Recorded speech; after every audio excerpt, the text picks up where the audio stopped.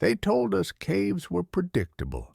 You blast the mouth, smoke them out, pour men in, and the island dies.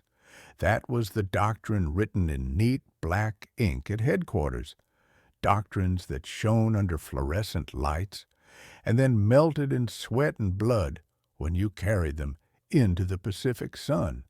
But this cave, on a rocky thumb of an island the maps labeled as nothing more than Point 13, refused to die. For 6 days and 6 nights, men burned, bled, and argued beneath the same ceiling that had watched centuries of storms and 4 wars. Every method the commanders sent at it failed. Every plan had a flaw hidden in the dark geometry of stone. By the time I crawled through that mouth with a rifle and a flashlight, the question had stopped being, "Can we take it?" and become, "Why hadn't it already fallen?"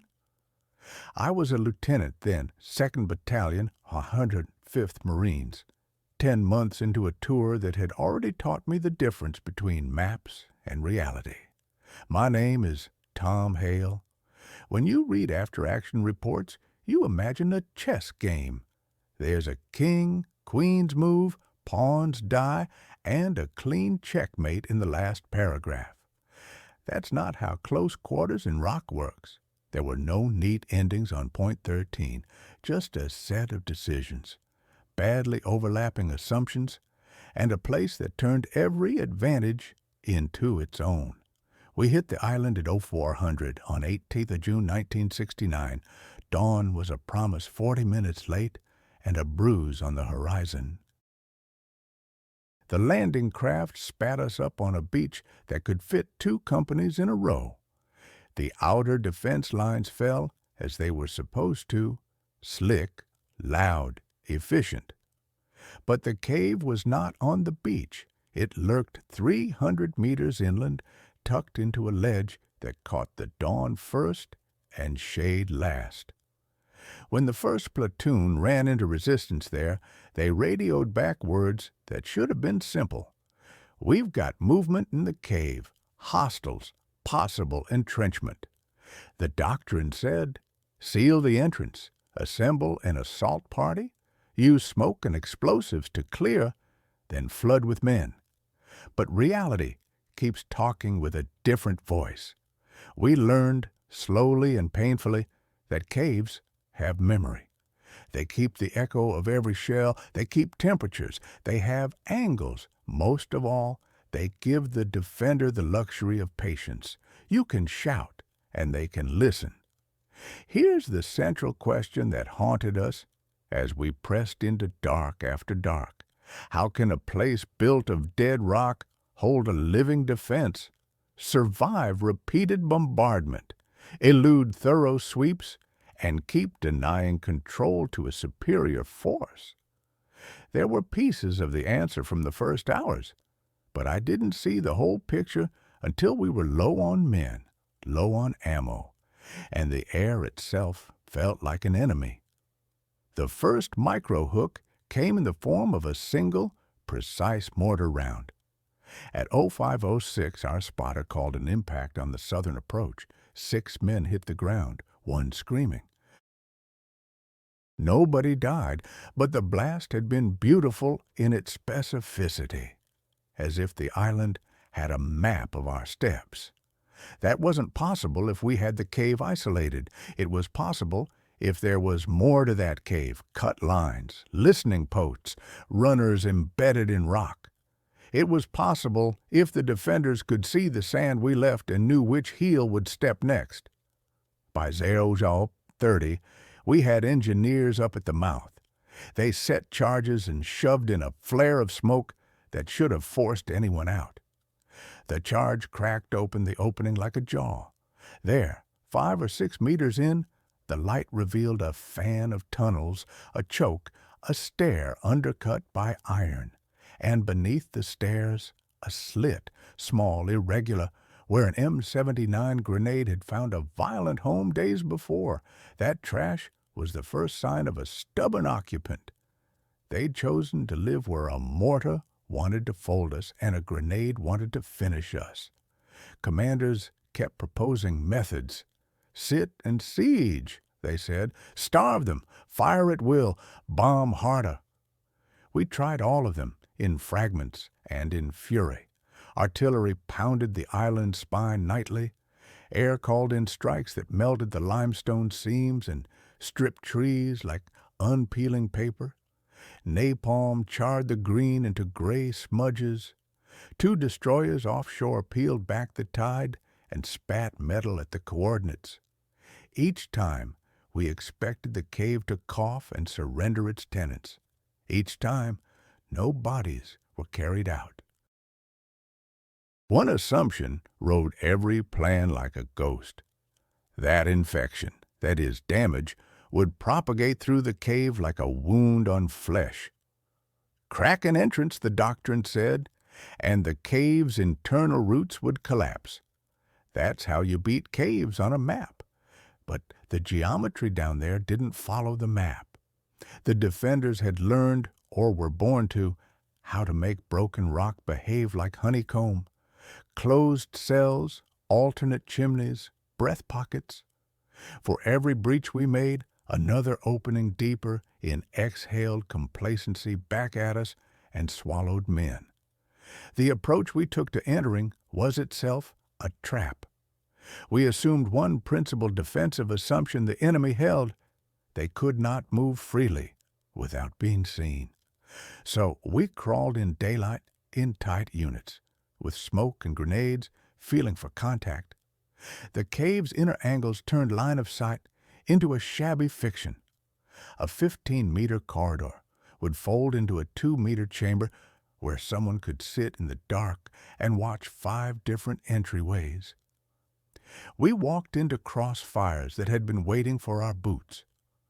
A second micro-hook came when First Sergeant Alvarez found a piece of rope, raw and stiff, lashed to an interior spall. It had been cut recently. That told us somebody in the cave could move and rig without coming out. They had communication lines that met at nodes we couldn't see from the entrance. The more we pushed, the more the cave disclosed its intelligence. Paper maps stowed in alcoves, small caches of canned food in air pockets, a crude generator humming faintly in a sealed room. They were not a band hiding. They were an organized cell that had learned to live under bombardment. On day 3, we lost Chaplain Marks. He was in for the wounded when the roof behind him gave way. People talk about deaths in war like they are numbers. Chaplain Marks was not a number. He had been the kind of man who read psalms under starlight to men whose faces were carved in exhaustion. He died with his book open in his lap, dust on the pages, and nobody could own the moment with simple resignation. The cave didn't care. It wasn't personal, but the men who carried him out made it personal. Emotion became a fuel we couldn't afford, and yet it spread like rot through morale. We tried a new tactic, weaving ourselves inside the rock like a parasite. Small, stealthy teams would go in at night, move in silence, and try to find the nerve center. I volunteered because in situations like that, men volunteer in rough patterns: guilt, hubris, the plain desire not to be left behind. The team was 3. Me, a radio operator named Jenkins, with fingers that could talk across the world, and Corporal Nguyen, who had fought in 3 island campaigns and kept a poker face like an old photograph. At 0:15 on the 4th night, we slipped past the entrance guided by a half-broken compass and a single, dim chemical light. The air inside had the taste of old rain. Sound did weird things down there. Our breathing inflated into a drum. A dropped bolt reverberated like a shotgun. At some point, we passed a niche where the defenders had left toys, small things, perhaps looted from island civilians, a doll's head rolled back to stare into the black. It is a detail that lodges. You can imagine an enemy not as an inscrutable beast, but a person who keeps dolls. We found lateral tunnels that led to the same room. Each path had been salted with tripwires, camouflaged pits, and improvised booby traps. One wrong step could flip a bar, and a spore of anger would bloom across a thigh. Jenkins stepped on one of those and the trap bit his calf. He swore, and there was a metallic click. We froze. Footsteps answered us from deeper in the rock, quiet, deliberate. For a long minute I thought we would slit throats and be done, but instead someone answered in a rough Vietnamese, "Noi tieng an." Say something in English, and your throats might not be slit. Commanders always assumed the enemy's language skills were binary, fluent or not. The cave's inhabitants had a murky overlap. They spoke enough English to bargain. They were not just fighters. They were negotiators in a grotesque theater. What we didn't know then, what I didn't know until much later, was that these men had help from the island itself.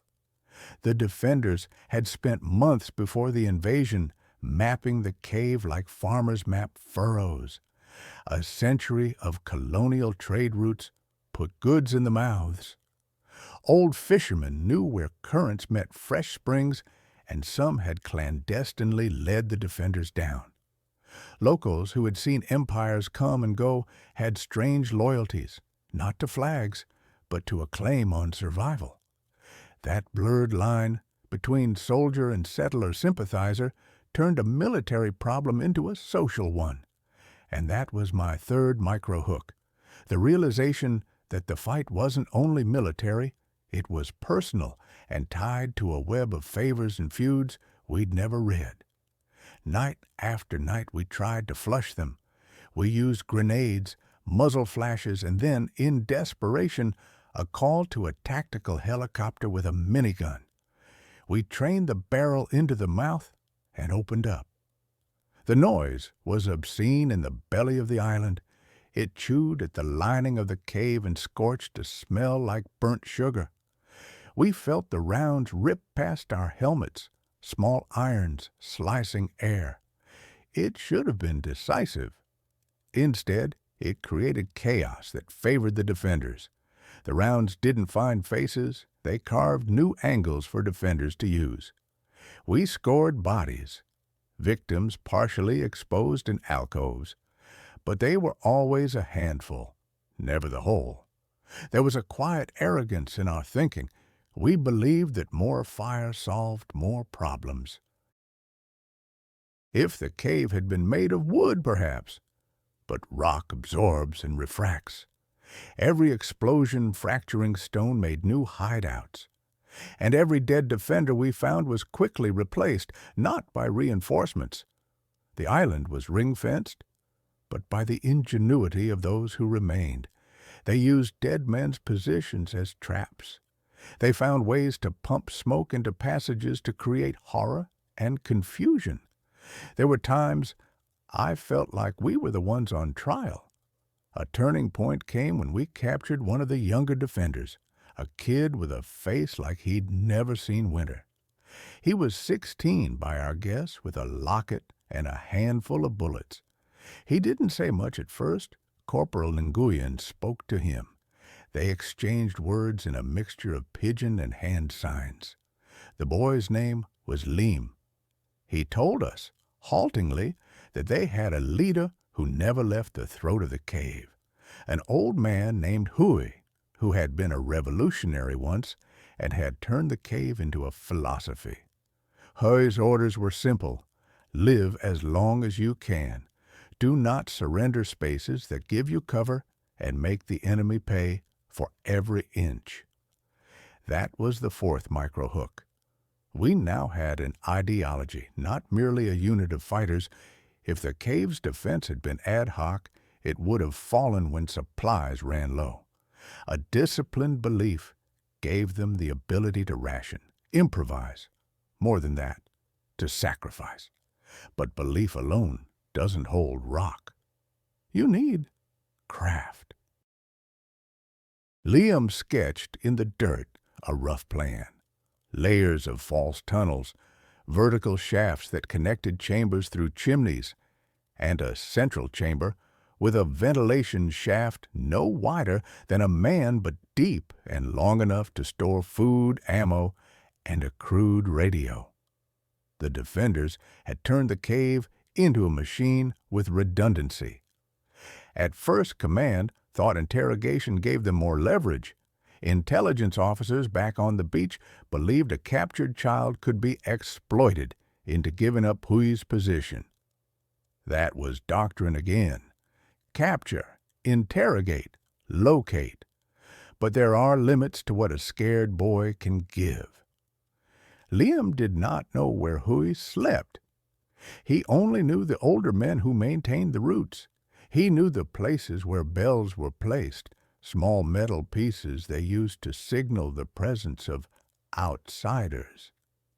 He told us about a particular place that should have been impossible. A chamber where every sound was absorbed, where you could stand and listen for hours without a whisper returning. It was a blind cathedral. The cave had the luxury of silence, and we did not. 2 days later, at 0300, we tried the blind cathedral. I will carry the memory of that night with the particularity of a burned coin. We walked in a line, the way you walk into a knife-bridled wake. Jenkins had the radio strapped and jammed with foam to keep it quiet. We reached the cathedral, and the world fell from us like being submerged. It was as if there was a pressure holding breath in. I swear the dark did not just hide, it counted. We split. Gonzalez and I took the left flank, and Nguyen hugged the right. The plan was simple: sweep and report. I moved past a niche, and my boot scuffed a bone-white patch. It was not a man's bone. It was a fish bone, one of the many traces that life had once been here long before our maps. Then the ceiling dripped. The sound was not water alone. Somewhere above, someone had set a percussion trap tuned to react to the weight pattern in our boots. An explosion resized the world. The noise burrowed into my body. Men screamed, and something in the ceiling had come down like ruin. It was in that tornado of stone that our assumptions collapsed most clearly. We had assumed the cave would collapse upon attack. Instead, the collapse became a defense. It sealed tunnels that the defenders did not want sealed and opened others that they did. The geometry rearranged itself like a living thing. In the smoke and thud, we lost men into pockets where rescue was impossible without heavy breaches. We tried to extract the wounded, but the alternative shafts had closed with the blast. You ask how a cave refuses to die. One answer is that death in a place like that is not a single event, but a set of thresholds. Blast thresholds are only the beginning. The dead are not the only cost. Men lose hearing, orientation, their ability to make choices. The cave used its ceilings and columns to take away the very faculties that make assault possible. It turned our own confidence into brittle shards. The battle teetered into a different gear then. Figures who had been officers on paper became squad-level leaders in practice. Command and control thinned to guts and hands. We stopped calling in artillery for a day because it felt like the wrong answer. Instead, a decision was made that seems stupid when you read it in reports. We would send in a small, deliberate team with sledgehammers and manual drills. No explosives. The idea was to avoid further rearranging of the cave geometry. We would fight inch by inch with metal and patience. That decision was my turning point. The manual teams were moving like surgical instruments. They had time to examine the rock. I learned the subtle truth about limestone in those hours. It fractures along veins hidden to eyes, but not to touch. An old miner would have found the roots immediately. We found them by accident.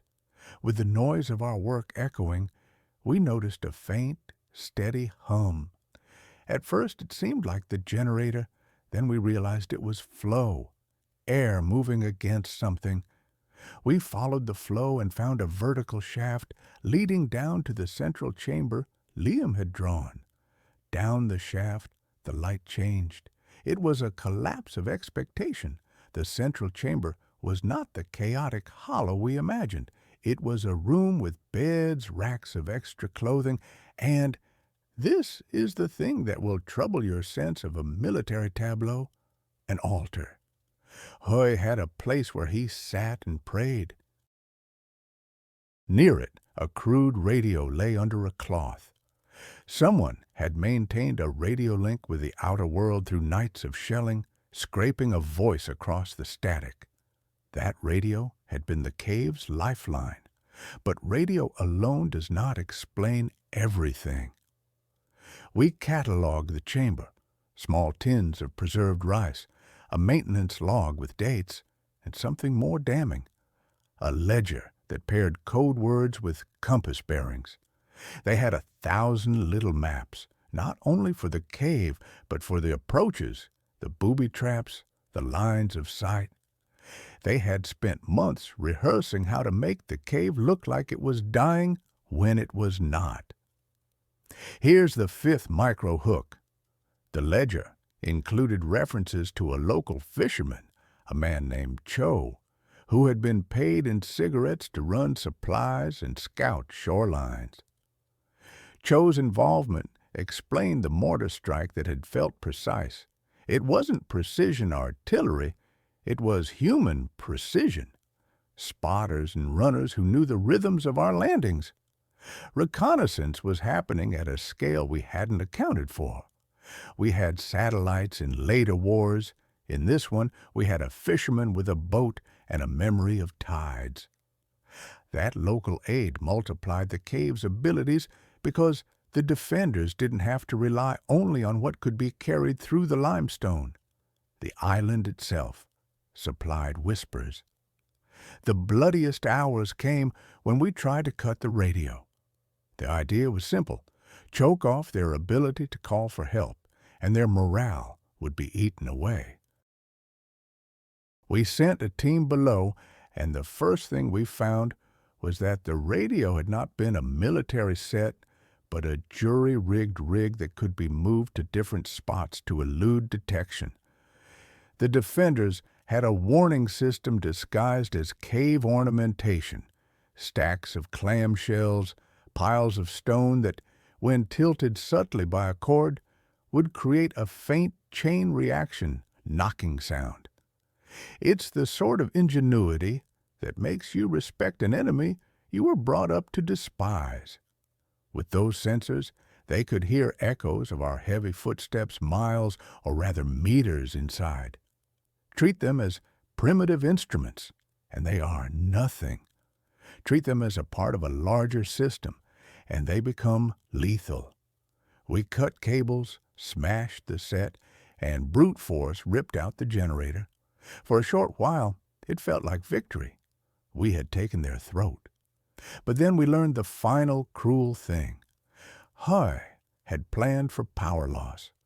In the ledger, there was a column of what looked like dates, and next to them, single words: pocket, wind, tide. Hoy had taught his people to use manual signaling and to hide scent caches in corners. They sent men along the coastline to watch for flares and landings, and one of those men was Cho. Cutting the radio did not take away their eyes or their means of learning our patterns. It bought us hours and nothing more. By day 6, we were almost spent. The battalion's casualty list read like a ledger of attrition. There were men I had trained with who were now names carved on dog tags we turned over to the sea. Orders from higher command became terse. Reinforcements were not coming. The political logic of the war was leaching resources elsewhere. We had to finish it. The final assault was not a grand operation. It was not a cinematic charge. It was a series of small, violent choices on the part of people who had run out of easy options. At 0400, we sealed the known exits as best we could with sandbags and stacked rock. Then we did the things soldiers do when they want to take something without losing more of themselves. We came to terms with force. We would smoke, then go, then watch each other. When we finally breached that inner chamber, it was me and Nguyen and 3 others. The room smelled like tin and old sweat. Huey was there, but not as we had imagined. He was older, not emaciated, but hard-muscled, sat cross-legged with a cigarette stub and a face like granite. He didn't mount a furious charge. He looked at us as an asker of fate. "You have broken many things," he said in English that had known conflict, "but you have not broken the island." We arrested him rather than kill him. You ask why? Momentum, perhaps. Or the small, stubborn belief that taking prisoners could have value later. A prisoner gives you leverage, intelligence, a story you can control-C into reports. Huey didn't give us the big picture. He smiled and said only, "The cave keeps its own counsel." In the end, what Huey admitted was less strategic confession than moral resignation, that his people would surrender the cave only when they could no longer feed themselves or hold their breath. After Huey came the accounting. We carried 32 bodies out of the cave and counted 10 prisoners. We found journals and a ledger of rationing with dates extending a month beyond our seizure. The cave, bereft of radio and generator, had enough food to wait us out longer than any of our commanders imagined. That was the simple arithmetic that had turned doctrine into disaster. The cave didn't have to be militarily clever. It just needed to be patient. Back on the beach, there were debates that will sound familiar to anyone who's ever read An After Action. Some argued we should have leveled the area with naval guns and left nothing. Others blamed Huey for violating conventions by using civilian helpers. Others blamed our own assumptions, our faith in explosives and geometry. The truth I learned then, and the answer I keep returning to, is straightforward and ugly. The cave kept living because we kept trying to kill it in the wrong way. Every error fed the cave's survival. We relied on observation, but overlooked local intelligence channels. We used firepower, but not surgical displacement. We assumed a single collapse would be decisive when the defenders had engineered redundancy into their interiors. We did not understand that the cave was more than stone. It was a social web, an ecosystem of supply, belief, and craft.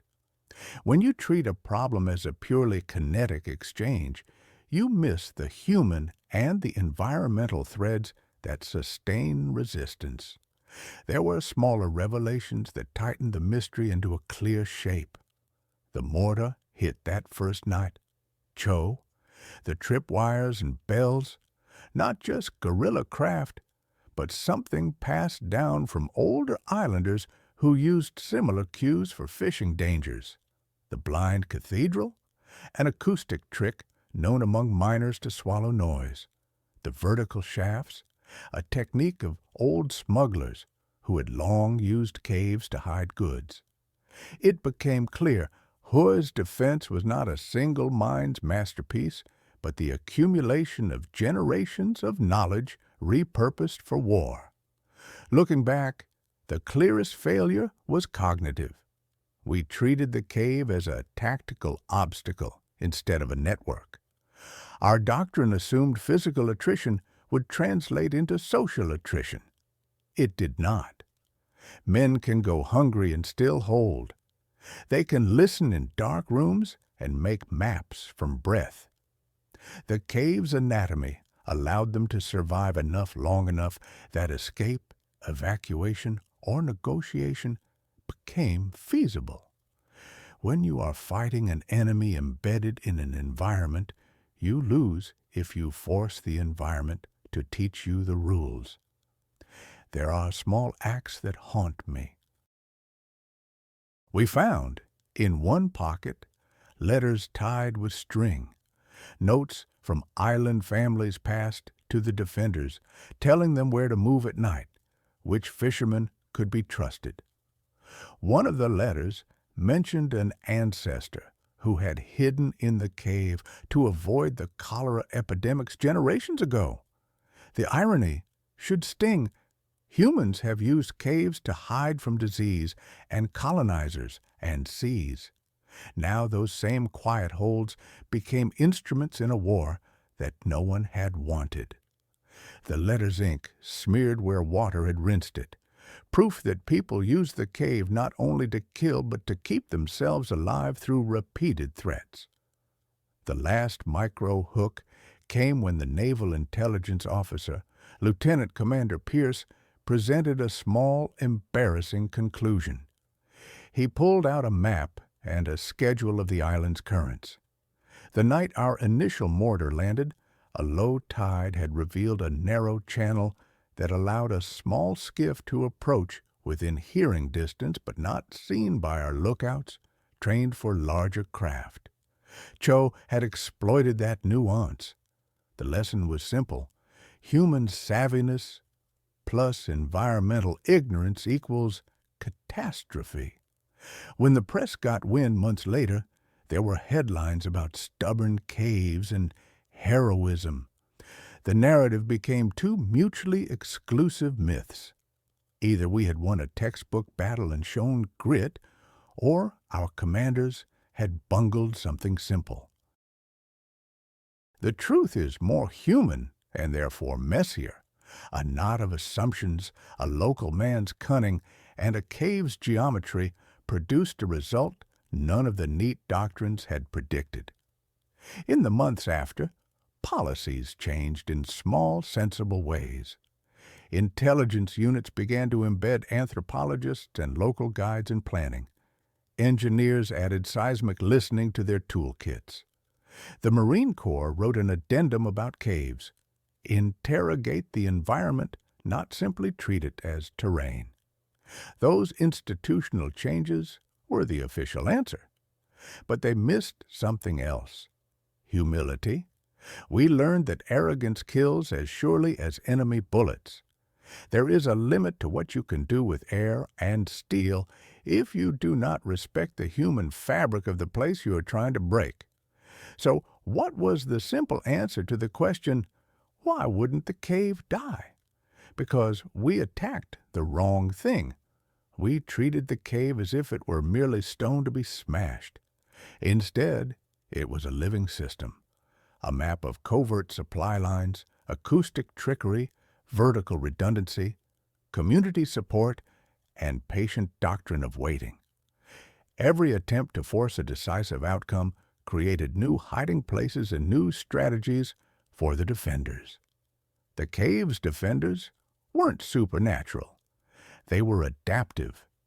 They used the island's secrets, tides, currents, acoustic shadows, the craft of fishermen and miners, to turn our weapons into blunt instruments that carved their own disadvantages. In the last minute of truth, when Hoy sat under the ceiling and smoked his cigarette like a man who had built a refuge rather than led a campaign, he gave a kind of answer by example. He had not fooled us by magic. He had used things we had ignored: local knowledge, patience, and the art of hiding in plain rock. We had boasted the power of bombs and then been humbled by people who knew how to stack stones and ration food. We did take the cave in the end, but at a cost that made the victory small and the lesson large.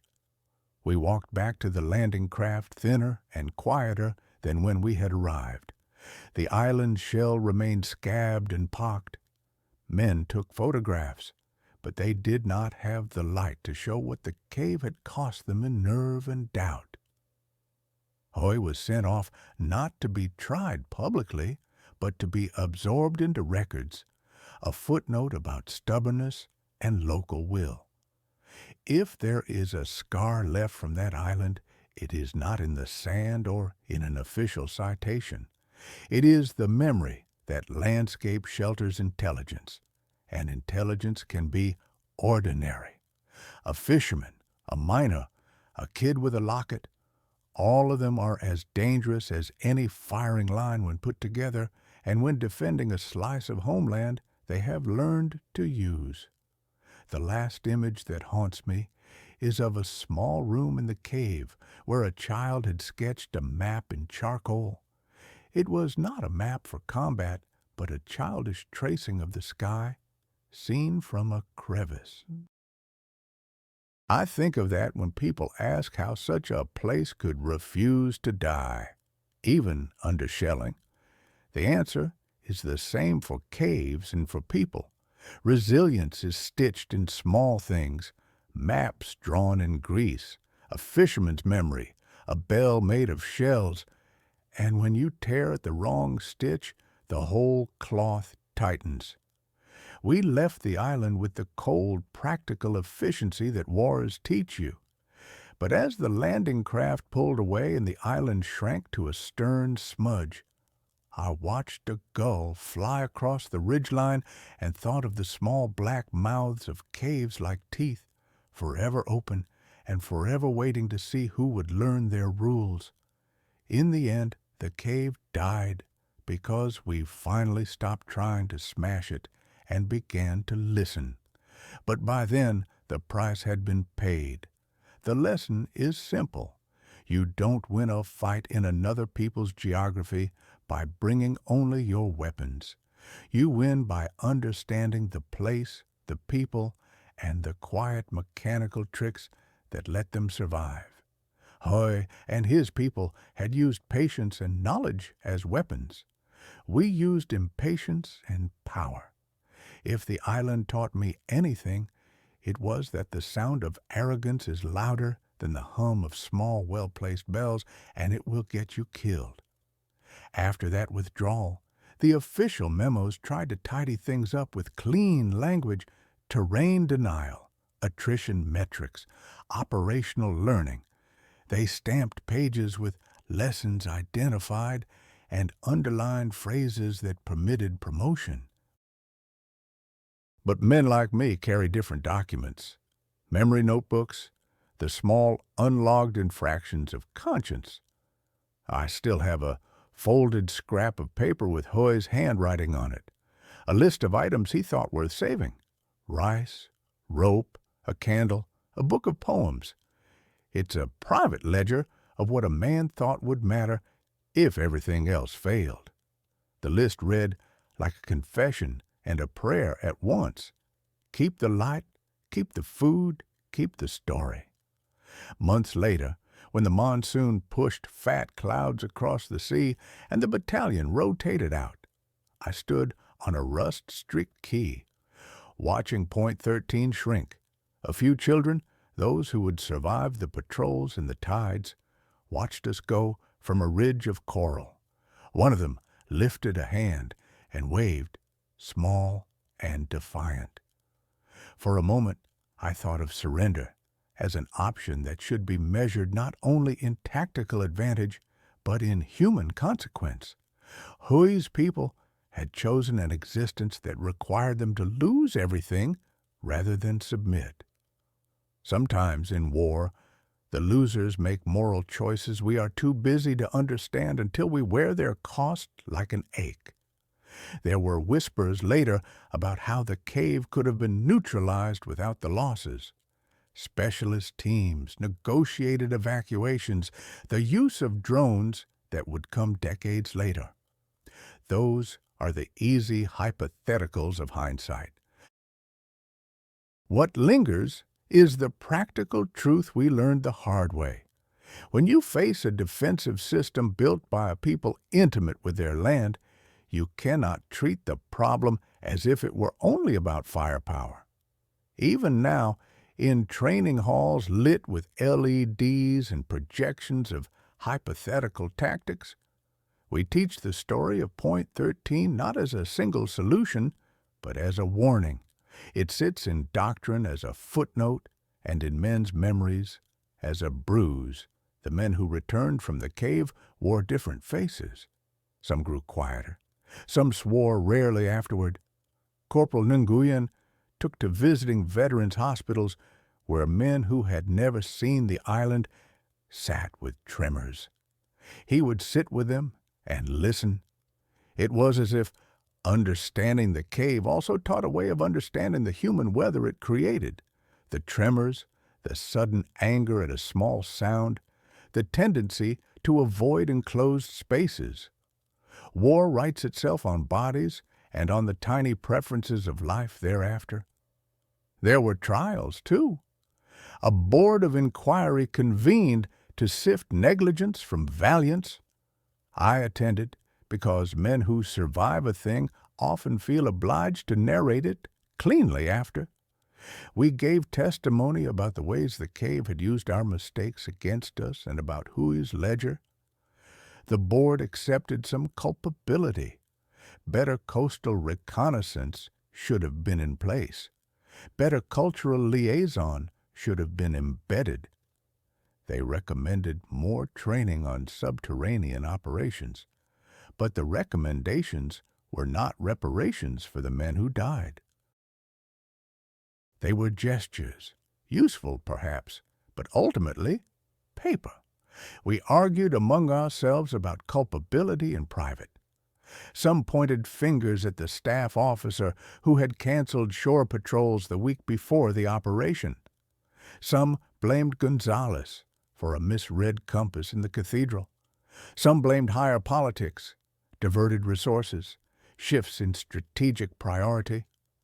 Blame is a useful instrument in post-battle life because it displaces grief. But I found the clearest explanation was not one person's error. It was a cluster of small decisions, routine, believable, and dangerous when combined.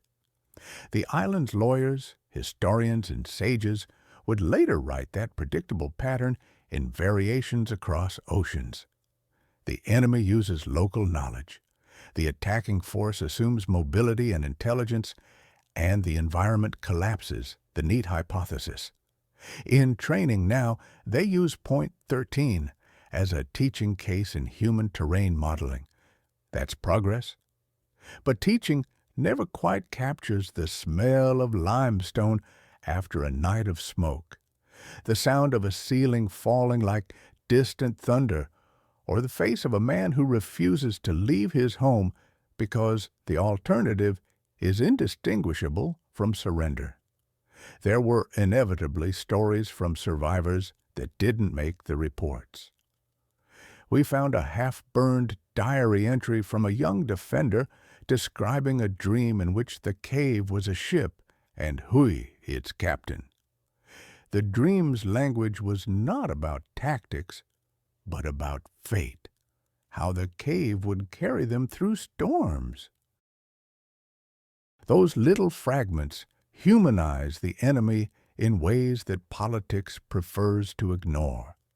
It is hard later to look at a scrap of poetry and maintain the certainty that men who wrote it were simply obstacles to be removed. They remained people even in defeat. Huey's fate was another quieting of complexity. He was detained, interrogated, and then moved to a holding facility where decisions about him were political as much as legal.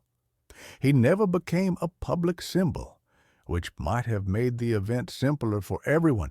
Instead, he became a private emblem, One man who had turned a cave into a fortress, and then, in the end, a refuge whose cost had been steep. A few years on, I returned to the island under different orders, this time with a small team sent to assess environmental damage and civilian impact. The presence of uniformed men in small towns is always an awkward thing, a reminder of the week the world tilted. We met Cho, the fisherman, now older, who shrugged when we asked about the mortar. "We have ways," he said, in a voice that had the bluntness of fishermen everywhere. He offered us fish and a silence. He had been right in the ledge's way. The island afforded advantages we had failed to respect. We walked to where the cave mouth had been softened by shelling. It looked like a wound that had mostly scabbed over. Vines threaded through the blasted stone, and a slow green had already claimed the ash. Kids with dirty knees played on the rocks. The cave had become again a place children dared, because time and neglect convert the monstrous into the ordinary. A small girl picked up a shell bell and twirled it on a cord. Her face had the fierce indifference of the new generation. I felt then the double-edged thing about legacies. Some lessons embed in institutions. Some is simply absorbed by time, like seeds in rock.